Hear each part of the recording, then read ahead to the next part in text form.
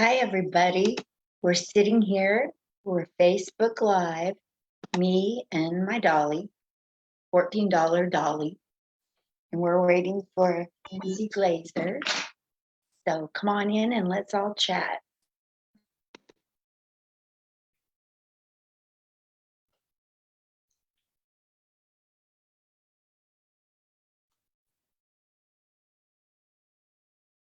She's coming on. We're going to get to talk to her. We're so lucky. Hi, Lindsay. Yes. What's up? Nothing. Just sitting here. We get to do our thing again. We do. I just walked in the door and all my animals are very neat. How many animals do you have? We have a kitten, a cat, and a dog. And I'm the only one home. And normally I am not the one who takes care of all of this. And your kitten is just fine. That's so wonderful to hear. Yeah. So she found her way home, which is good. So it's good. Absolutely. Absolutely. So how's it going out on the road? You've been out doing shows. Yeah. I just got back from Cosby's Comedy Club, which was great. Cosby's Comedy Club, by the way, is the longest running female owned comedy club in the country. So yay, female power. Way to go, Cosby's. Right? Wow. So it must have started like in the early 70s. Yeah, must have been. Yeah. What are the other female owned comedy clubs that I could think of? I can't think of them. I know that there's the female veteran up in Connecticut or Massachusetts. What's her club? I'm trying to remember her name. She's Lynn. Lynn Palomino or whatever, but she doesn't own a club that I know of. No, not her. I'll find out through Helene Witt. There's this lady that's a female veteran that was a New York comic and moved up north to one of them states up there and has her own comedy club. That's cool. Does she own the Vermont one? I'm not sure. I'm trying to find her name.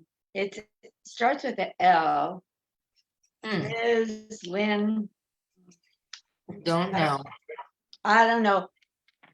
And then Jackie Knight down in Florida owns I know Jackie is a very good friend of mine. Nice. Jackie has owned her club for a long time, but before that she was with someone else. They co-owned a club together, so it wasn't like female owned. Jackie is one of my favorite people in the business. One of my closest friends. I consider her, even though I haven't talked to her in a while, one of my closest friends in the business, and I'm super happy. Her husband Dion's cancer scam came back. I told her I'd say the Jewish Misha Berach for her. I think that's the first time I prayed in a year for something.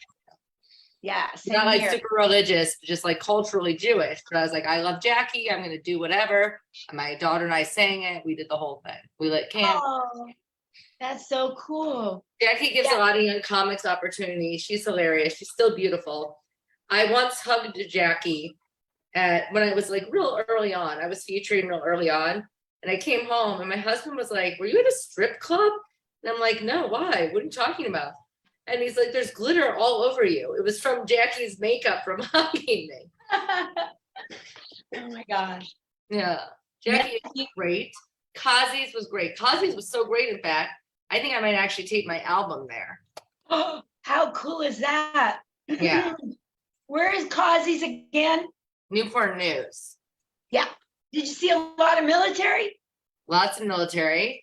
They have the largest naval installation there. So today, when I just got back like 10 minutes ago, and on the plane, they board the military with an ID first. That's the first time I've ever seen a line 70 people long for military boarding. How cool. Yeah, cool it was is good. that? I made my Air Force joke on stage, and I can't wait to clip it. And then I'm going to tag Garrett because I always tease him. Yes. He killed last night at Wise Guys. Garrett's very funny. He's definitely one of the better comedians on the scene that isn't at I'm trying to think Kathleen Dunbar's level or Rick D'Elia. He's not an open, and he's been doing it for almost 9 years, so he should be. But you don't know if those 9 years are like, the thing is, he says he's been doing it for 9 years, but I don't know, are those 9 years consistent 9 years, or were they 9 years when he was in and out of the Air Force, or like whatever? You have no idea what people mean. Yeah, that's right. Absolutely. Yeah, I'm sure Bob Zaney killed it. Did Bob Zaney make fun of Garrett? Yeah, a little bit. That's Little Bob's bit. whole thing, is to make fun of everyone. He roasted me both nights. I went and watched both nights, and he had a different joke for me every night, each That's night. funny. So What funny. was did Aaron host? No, she's up there in Reno with my military veteran Brian Lee at the Carson Comedy Club. I know Brian. I love Aaron's great. Yeah, So that is the story. yeah. What? I told her to give a wet sloppy kiss to Brian, but she didn't return the favor, so I didn't get to give it wet. I'm sure Brian loved that. I could have hit up Brian actually. Yeah, he's got me coming back. Maybe we can be on the same. Yeah, I need to hit him up by headlining. But I gotta figure it out. Yeah, that's a great club, great audience in there. Yeah, really easy audience. It's awesome. They're there to laugh. Wise Guys is normally like that. Was the audience like that at Wise Guys? Yeah, a great audience. I would say that it was half full, but it felt like it was 3/4 full because of their energy. That's good. So like, just like the first couple rows were full. Yeah, like the first 4 rows. How many people do you think that first 4 rows fits? Have you seen it since Asa built the booth? Yeah, I'm thinking that the first 4 rows are about 100. Really? I think so. If you count like right around the My stage. spatial math is bad. Like my calculus is good, but my geometry is bad. I have no depth perception.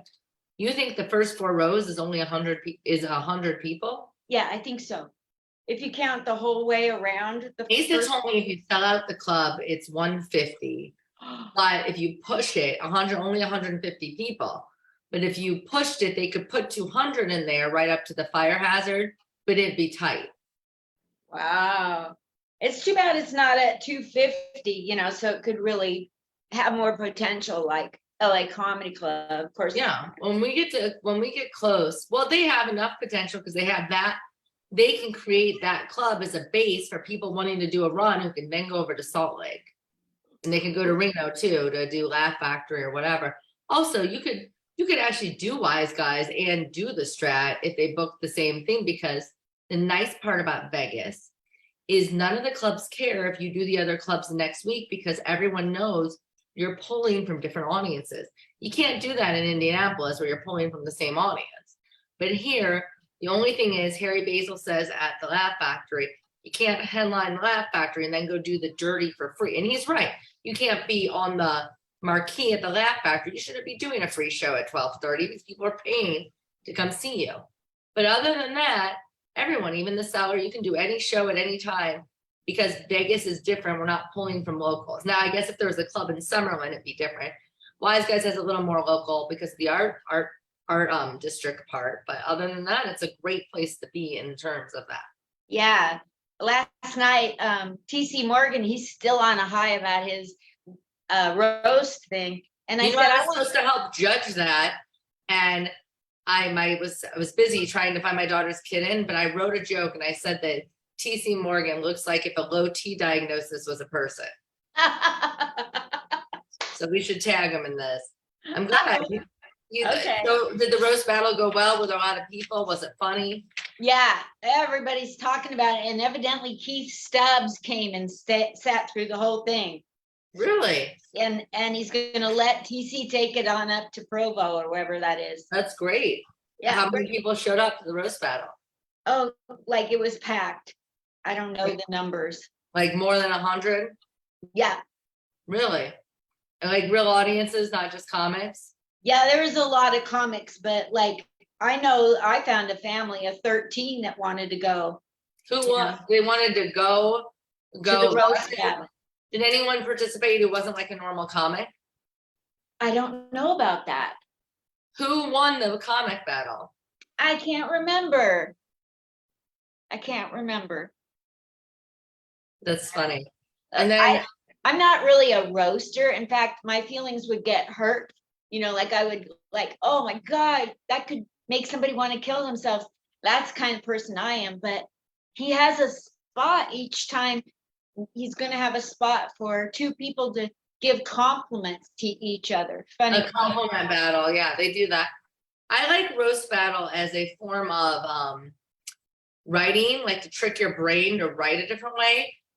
But I'm an angry person normally. So I try and do less anger. So roast battle for me isn't like healthy. I'm trying to do less of that, not more of that. But the people I see who are really good at roast battle are actually very nice off stage. Like Charlie McMullen, he did a lot of You Look Like Nat Mel, Katie Hannigan, Keith, not Stubbs. There's another guy named Keith whose name is escaping me, but anyone who knows roast battle would know him. And Keith Carey.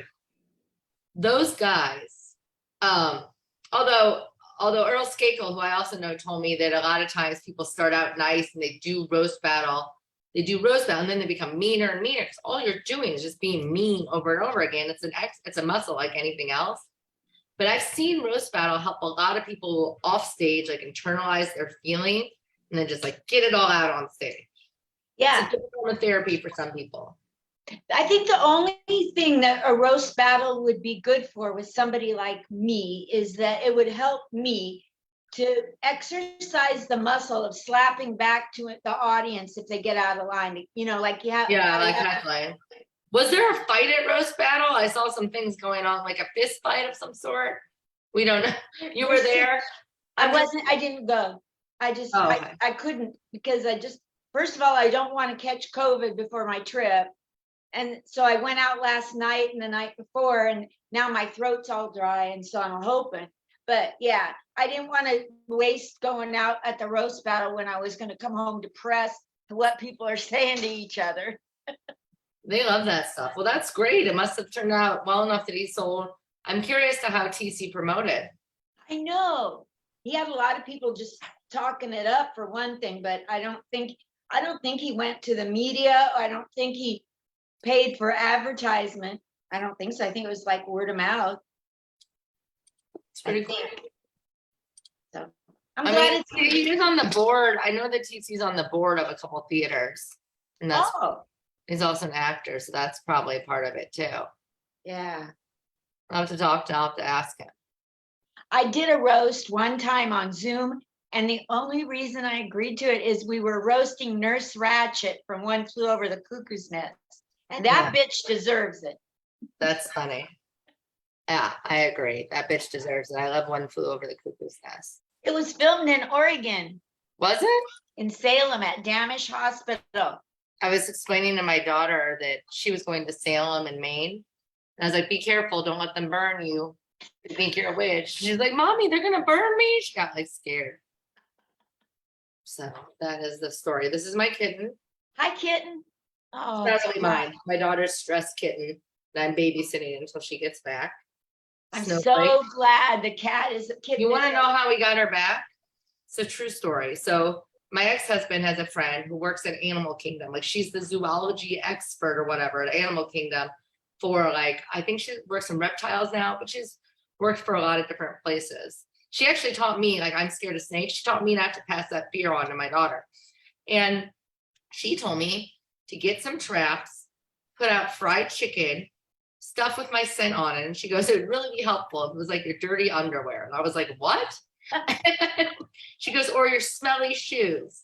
And I'm like, okay, I'm not sure if you want me to get my cat back or people to pay me for something on Pornhub, you know, like sending, people get paid for their feet and stuff. And so I did all of that. And it took a few days. One of my and this is like karma. I let my nanny to a girl in the neighborhood who like needed to go to a wedding and her babysitter canceled. I had never met this girl named Hillary. I go, hey, you know, I'm at home, not working this weekend. My nanny's great. If you want, you can come over for a few hours. Not a big deal. She did. And like, worked out great. Hillary texted me, I'd say like 2 days ago saying she saw Snowflake in the yard. So like karma, like coming full circle. And I've never been to Hillary's house. I don't know her other than from the WhatsApp in our neighborhood. And her backyard looks like mine. It has all the trees and we have the same porch furniture. And so my, Snowflake was hanging out there. And then the next few days, I guess like there was a storm, and the storm like blew the scent of my underwear and shoes, and my daughter's, I put my daughter's like stuff out there too, because and they told us to put warm fried chicken and like sardines. The whole neighborhood must have like been like, what is going on? And we did that, and she followed the scent and I saw her on the Ring camera with another little cat who walked her home, like trying to get in the day before in the storm, but no one was there because we were all out of town. And then the next day, the girl came to walk the dog, her like loud ass meowing, and she was there. That's so great. Oh my gosh. I have to ask you a question. I don't want this to be an interview, but I got to ask you. I've been out promoting your show August 12th and 13th when you're headlining at Wise Guys. And I've been telling the world to say Jay Glazer. Now, Jay Jay's Glazer. my dad. Huh? Jay is my dad. He's famous. Did you know that? So he's semi-famous, but not Jay Glazer. They're probably confused. They think it's Jay Glazer, like the poker guy or the sports guy. Sports. Yeah, that's not my dad. He's too young to be my dad like that. So tell me about your dad if he's semi-famous. What's he semi-famous for? Poker. That's what people get confused. He is famous somewhat for both like art collecting and poker in those industries, but not famous. He's famous is the wrong word. He's well known in those industries. Like no one would recognize him on the street. My brother-in-law is famous for football. Really? And he's semi-famous for poker down at Ocean's 11. If he can be famous there, he's famous there. That's cool. Does your dad go to Ocean's 11? He might know my brother-in-law. No, he mostly plays at the Wynn at like, those tournaments at the Bellagio 5-star diamond stuff. He knows Jay Glazer, the sports guy. But my dad doesn't like playing poker anymore as much because it used to be just older guys, and now it's like young guys on cocaine, and there's like 50,000 of them, and it takes forever to get through the game. I'm just trying to think who my dad would know in sports. He knew like Russell Wilson a little bit. That was sad today. What happened? He died. Russell Wilson died? Oh no, Bill Russell. Sorry, wrong Russell. Oh Bill my Russell God. from the Celtics died.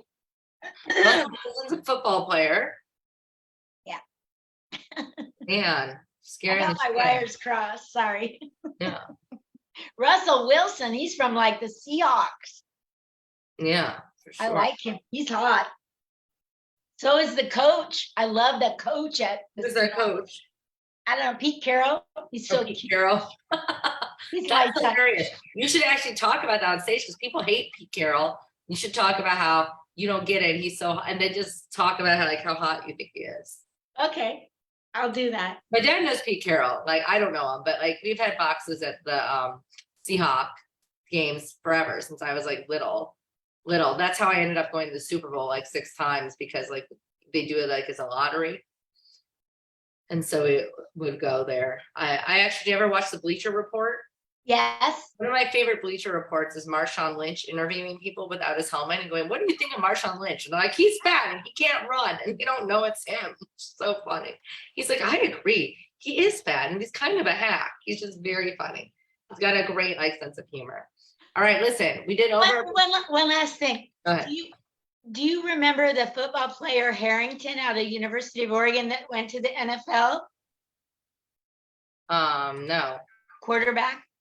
He interviewed me on television in Portland. That's all I wanted to say. Oh, that's awesome.